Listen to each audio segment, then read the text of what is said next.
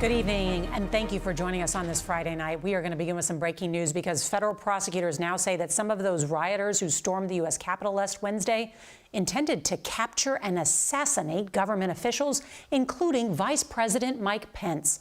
And tonight, we're learning chilling new details about just how close they were to their target. CBS News has confirmed that Secret Service agents whisked Mr. Pence into an office off of the Senate floor, just 1 minute before rioters stormed up a nearby stairwell in what some are calling a stunning breach of Secret Service protection. Now, as we come on the air, the nationwide manhunt to arrest and detain some of the most violent rioters is expanding, as concern grows that some of them may now be planning more attacks during next week's inauguration.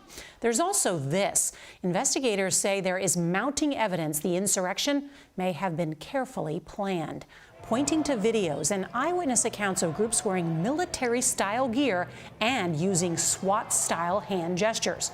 Well, tonight, sources tell CBS News a new intelligence bulletin is warning that domestic extremists now pose the highest threat to President-elect Biden's swearing in, and the intelligence community now believes foreign adversaries are trying to exploit that threat and spread disinformation online.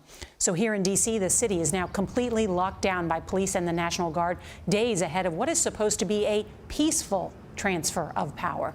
Well, we've got a lot of new reporting tonight for you and your family. Our team is standing by. CBS's Jeff Begays is going to lead us off tonight from right here in Washington amid the security. Good evening, Jeff.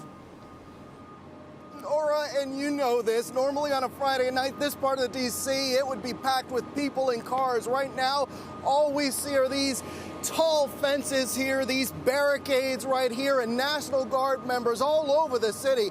In the coming days, they're going to be about 25,000 strong.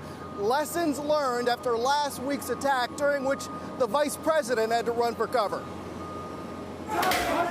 New details tonight show just how close the violent mob got to the vice president and his family. The insurrection was quickly spreading. Rioters were climbing the walls outside. Police were being overrun, while inside, House and Senate members evacuated. Protesters are in the building. Thank you. The vice president stayed in the Senate chamber for nearly 14 minutes after the initial breach, giving the angry intruders time to get closer to his location. Some chanting Pence was a traitor and that he should hang. The Secret Service finally rushed Pence and his family out to a nearby office. Hey, where they count the Within a minute, the violent mob was charging up the stairs after a Capitol police officer who was drawing them away from Pence's location. The rioters were less than 100 feet away from where Vice President Pence and his family were hiding. Later, the Secret Service evacuated the Pences to safety. It was clear the attackers were out for blood. At least that's what prosecutors suggested today in filings for Jacob Chansley, who was photographed inside the Capitol building that day with a bullhorn calling for the assassination of congressmen. Known as the QAnon shaman, investigators say he espoused identifying and hanging leaders he viewed as traitors within the United States government, and that Chansley, who intended to return for the inauguration, left a note for Pence on the Senate dais. It's only a matter of time. Justice is coming. In the days since the attack, justice has come for the rioters. The FBI has about 300 cases against people in the mob, a number that is expected to grow exponentially. Peter Stager, who was seen in this video beating an officer with a flagpole, has been taken into custody. Also charged, Jennifer Lee Ryan, who traveled to Washington from Texas in a private jet. In a Facebook Live post recovered by investigators, she was captured on camera saying, "We are going to effing go in there. Life or death, it doesn't matter. Here we go." Prosecutors are also looking into whether there was coordination among people or groups in the mob. Tonight, Capitol Police opened an investigation into whether some members of Congress helped the protesters plan their assault.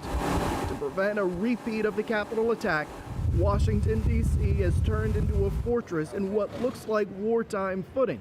D.C.'s mayor says heightened security may be the norm after the inauguration. So we all have to think about a new posture. We certainly have to think about a new posture in the city. And tonight there is still a lot of work to be done. You can see behind me they're still placing some of these big barricades, and you can expect to see security similar to this in all 50 states amid these threats for potential violence. Nora. Never seen our nation's capital like this. Jeff Pegues, thank you.